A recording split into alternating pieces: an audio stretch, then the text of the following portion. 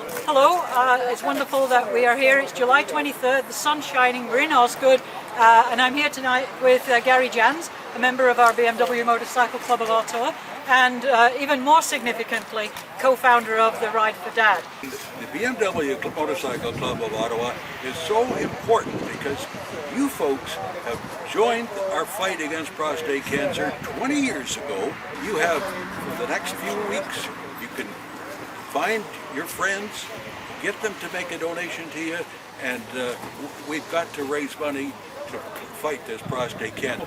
Our revenues are down because of COVID, down 75% over last year. And doctors and researchers are out there waiting for us to help them find a cure for this thing. 20 years ago, they let me talk to your group, which was much smaller than this.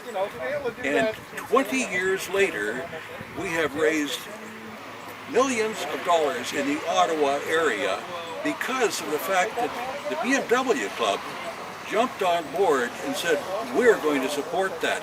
And as a result, we've established rides across the country.